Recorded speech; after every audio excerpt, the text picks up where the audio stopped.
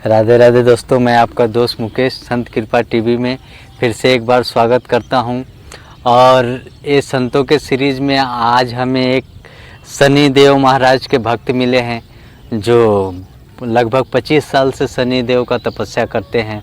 उनको बहुत सारे लाभ हुए हैं और शनि देव का भी साक्षात्कार हुआ है।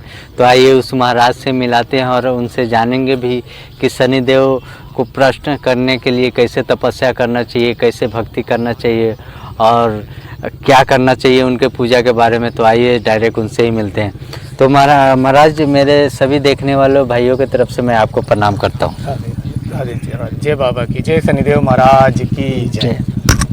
आजकल शनिदेव की महिमा ज़्यादा चल रही है, कलयुग का टाइम चल रहा है। जी इसकी कथा से लोगों के दुख दूर हो जाते हैं। जी जी अथ श्री शनिवार व्रत कथा प्रारंभ।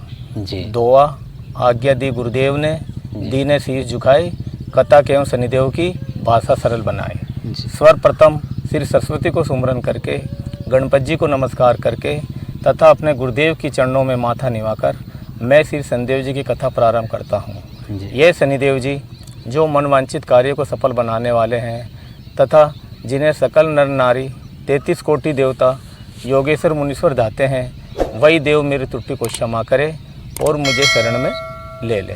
ऐसे मेरे मन के भाव है तथा जो इस देव को भूल जाता है वे संसार से महान दुख पाता हुआ नरकगामी होता है और अगले जन्म में पशु की योनि में आता है।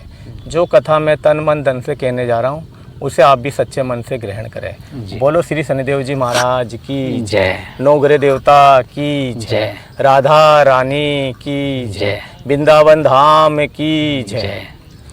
एक बार नवग्रह देवता आपस में लड़ाई कर रहे, मैं बड़ा। तो बोले भाई अपन से तो अपना न्याय नहीं होता, अपन राजा इंद्र देवता के पास में चलते हैं। तो नवग्रह देवता राजा इंद्र देवता के पास में गए। तो राजा इंद्र देवता ने भी उनको आए देख करके आसन दिया, आओ महाराज बैठो। वो बोले कि नहीं, पहले आप हमारा निर्णय करो, हम लोगों में सबसे बड़ा कौन है। तो राजा इंद्र देवता भी सोच में पड़ गया, किसको छोटा बोलूँ मैं, किसको बड़ा बोलूँ। मेरी नज़र में तो आप सब एक समान है और मेरे से तो आपका न्याय नहीं होता। आप उज्जैन नगरी में राजा विक्रमादित्य के पास में जाओ। अब संकट तो आया था राजा इंद्र पर अपने चतुराई से आए संकट को राजा विक्रमादित्य पर टाल दिया। अब नवग्रह देवता उज्जैन नगरी में राजा विक्रमादित्य के पास में गए। तो वो भी सिंहासन पर बैठा था, न्याय के टीले पर, मगर उनको देख करके उठा, आओ महाराज आसन ग्रहण करो, आसन ग्रहण करो। वो बोले कि नहीं, पहले आप हमारा निर्णय करो, हम लोगों में सबसे बड़ा कौन है।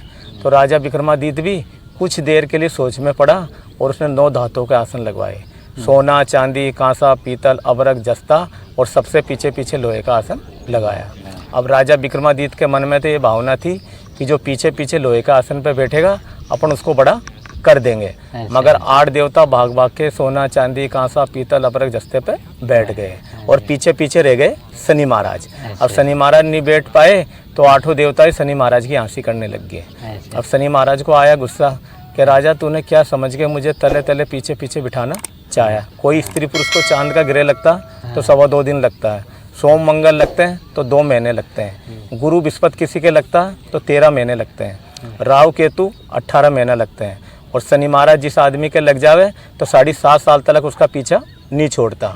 अब राजा विक्रमादित्य के कुछ दिन तो आराम से बीते और शीघ्र ही शनिदेव की दृष्टि फिर गई जो राजा विक्रमादित्य के ऊपर 7.5 आ गई।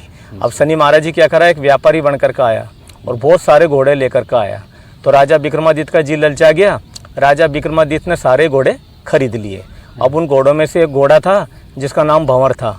तो राजा विक्रमादित्य जैसे घोड़े पर बैठा तो घोड़ा कभी इधर जा रहा और कभी इधर जा रहा, ऐसा करता जंगल में ले गया और राजा विक्रमादित्य को तो नीचे पटक दिया और घोड़ा अंतर्धान हो गया। अब राजा विक्रमादित्य जंगल में पड़ा, प्यास सताने लगी तो वह जोर से चीखने लगा कि आवाज़ सुनकर कोई गाँव वाला जा रहा था। तो राजा विक्रमादित्य के पास में आया तो राजा विक्रमादित्य बोला कि महाराज मुझको पानी पिला दो, बहुत जोर की प्यास लग रही है। तो गांव वाला बोला भाई यहाँ तो पानी नहीं है, वो सामने नदी बह रही, चलो वहाँ चल के पानी पी लेना। तो गांव वाले ने राजा विक्रमादित्य को ले जाकर पानी पिलाया। अब पानी पिया तो तसल्ली हुई तो उसको एक अंगूठी सोने की उतार के जबरी गांव वाले को दे दी। गांव वाला नहीं ले रहा तो उसकी जेब में डाल दी। दोनों आगे गए, एक सेठ जी की दुकान आई। राजा विक्रमादित्य को बहुत जोर की भूख लग रही, सेठ जी की दुकान पे से कुछ मिठाई ली। अब मिठाई खाई, भूख मिटी तो संतुष्टि हुई, तो सेठ जी को भी एक अंगूठी सोने की उतार के दे दी। बात करते करते शाम होने लगी, तो सेठ जी की बिक्री बहुत ज़्यादा हुई। तो सेठ जी सोचा भाई आज कोई भाग्यवान पुरुष आया जो बहुत ज़्यादा बिक्री हुई। तो सेठ जी बोला कि महाराज शाम होने वाली है और वैसे भी आप कहीं ना कहीं रुकोगे, तो आप ऐसे करो मेरे घर चलो और मेरे घर पे विश्राम कर लेना। तो राजा विक्रमादित्य ने सोचा भाई चलो ठीक है, कहीं ना कहीं तो रुकना ही पड़ेगा। तो सेठ जी घर पे ले गए। अब सेठ जी ने जाके सेठानी से बोला, सेठानी आज कोई भाग्यवान पुरुष आया जो बहुत ज़्यादा बिक्री हुई। अब सेठानी सेठ जी से भी ज़्यादा समझदार थी। वो बोली कि महाराज बिक्री तो रोज़ कम बत्ती होती रहती है, पर अपने घर पे कोई आ गया तो भगवान का रूप है, अतिथि का रूप है। सेठानी ने और दिन से बढ़िया सुंदर भोजन बनाया। उसी कमरे में सेठ जी को बैठाया, उसी कमरे में राजा विक्रमादित्य को बैठाया और उसी कमरे में सेठानी का सोने का हार खूंटी पे सोने का पहले का ही टंगा हुआ था। तो हार तो क्या खूंटी निकल गई, किसी ने नहीं देखा।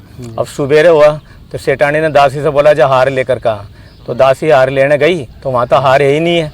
अब सेठानी गलत समझ गई कि मेरा हार तो राजा विक्रमादित्य ने चुरा लिया। उसने सेठ जी से बोला, सेठ जी राजा विक्रमादित्य ने तो मेरा हार चुरा लिया। अब सेठ जी ने राजा विक्रमादित्य से पूछी। राजा विक्रमादित्य बोला, मैं यहीं बैठा हूँ, मेरी तलाशी ले ले, मैं क्या करूँगा तेरा हार लेकर। मगर सेठ जी ने उसकी बात नहीं सुनी और उस नगर के बड़े राजा के पास में ले गए। उस नगर के बड़े राजा ने विक्रमादित्य की शिकल देखी, बोले भाई ये तो शिकल से चोर नहीं लगता। मगर सेठ जी भी झूठ नहीं बोल रहा, कुछ ना कुछ तो हुआ ही है। तो उसने मंत्रियों से बोला, भाई राजा विक्रमादित्य से सच सच पूछो, और इस सच नहीं बतावे तो इसके हाथ पांव काट दो और चोरंगिया कर दो।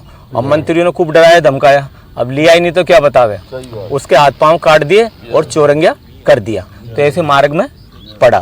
तो एक तेली आया, बोले इसका राजा तू मेरे साथ मेरे घर चल, गाड़ी चलाना, बेलों को हाँकना, तेरे को कपड़ा लत्ता भोजन सब मिल जाएगा। राजा विक्रमादित्य सोचे भी वैसे भी बेकार हो गए, वो तेली के साथ में चले गया। अब राजा विक्रमादित्य तो खूब गाड़ी चलावे और तेली खूब बाजार में तेल बेच के वो तो खूब सेठ जी बन गया। एक दिन राजा विक्रमादित्य गाड़ी पर बैठे बैठे मधुर मधुर वाणी में दीपक राग में गीत गाया। तो शनि महाराज बहुत खुश हुए और वही गीत उसी राजा की राजकुमारी ने सुन लिया जिसके पिताजी ने उसके हाथ पांव कटवाए थे।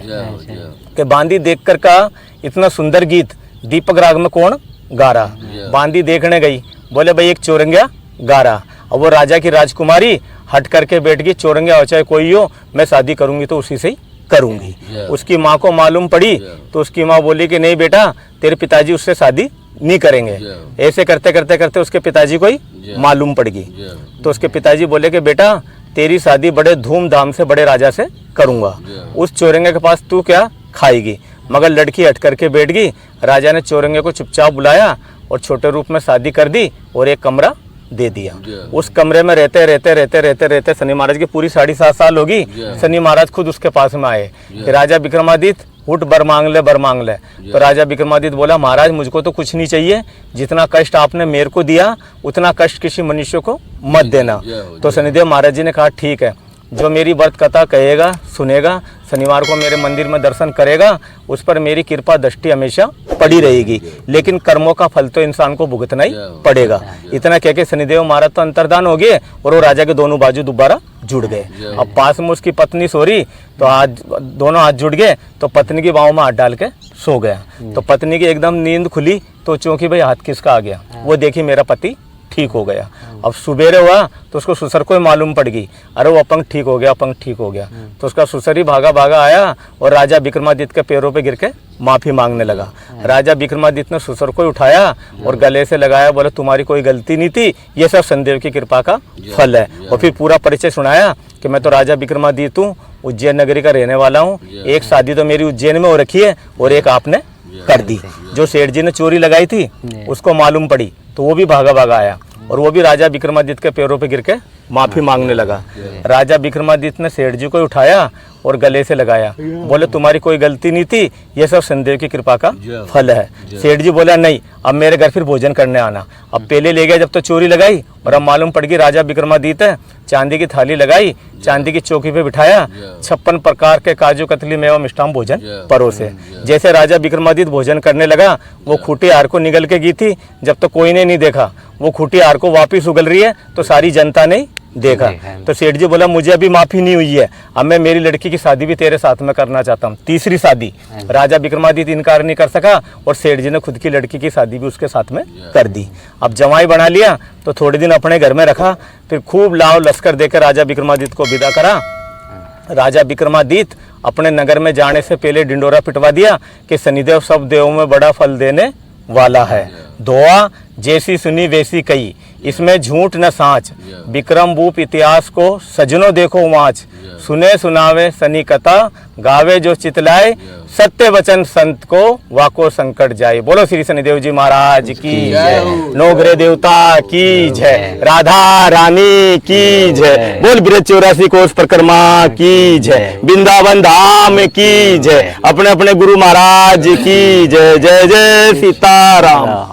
कैसा लगा शनिदेव की कथा आप ज़रूर कमेंट करके बताएं। अच्छा, तो साथियों कैसा लगा शनिदेव का कथा, और महाराज जी ने बहुत अच्छा कथा कही, तो आप कमेंट करके ज़रूर बताइएगा। और आपका कोई प्रश्न है तो हमें कमेंट में पूछ सकते हैं। फिर मिलते हैं किसी अगले साधु संत के साथ, जब तक के लिए जय श्री राधे।